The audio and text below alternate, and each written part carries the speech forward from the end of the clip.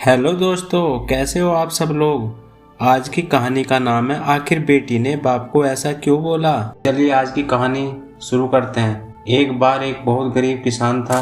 वह अपनी बेटी के साथ एक छोटी सी झोपड़ी में रहता था। उसके पास खेती करने के लिए इतनी कम जमीन थी कि उसकी फसल को बेचकर उसे बिल्कुल थोड़े से रुपये मिलते थे। उन रुपयों से वे लोग ठीक से खाना नहीं खा पाते थे। वह राजा के पास अपनी समस्या लेकर आया। राजा दयालु थे। उन्होंने किसान को अपनी जमीन में से कुछ जमीन दे दी खेती करने के लिए, लेकिन कहा यह जमीन तो हमारी रहेगी, लेकिन उस पर उगने वाली फसल तुम्हारी होगी। किसान ने राजा को बहुत बहुत धन्यवाद दिया। एक दिन वह खेत की जुताई कर रहा था, तभी उसका हल किसी कठोर चीज से टकराया। उसने वहां खोद कर देखा तो उसे सोने की एक ओखली मिली। किसान ईमानदार था। उसने अपनी बेटी से कहा, हमें यह ओखली राजा के खेत से मिली है। जिसकी जमीन है उसी की है ओखली भी है, इसलिए हमको इसे राजा को लौटा देना चाहिए। किसान को बेटी बोली, नहीं पिताजी, आप ऐसा मत कीजिए। आपको सिर्फ ओखली मिली है। यदि राजा ने आपसे इसकी सोने की मूसल भी मांगी तो आप क्या करेंगे। आप इस ओखली को अपने पास ही रखिए। लेकिन किसान को यह बात ठीक नहीं लगी। वह बोला, जो चीज हमें मिली ही नहीं वह मांगने का राजा को कोई अधिकार नहीं है।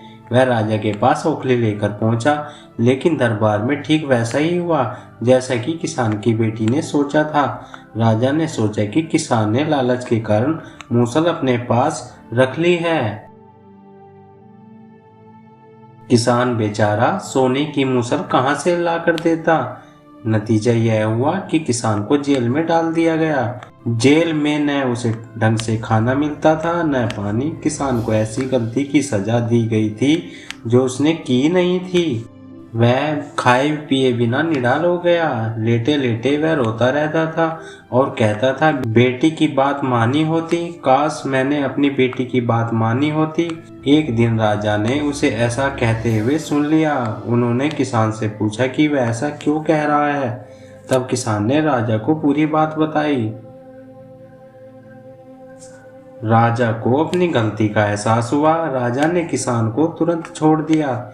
किसान की बेटी को राजा ने दरबार में बुलाया। उससे बात करने के बाद राजा को पता चल गया कि वह कितनी बुद्धिमान है। किसान की बेटी को राज्य के खजाने का मंत्री बना दिया गया।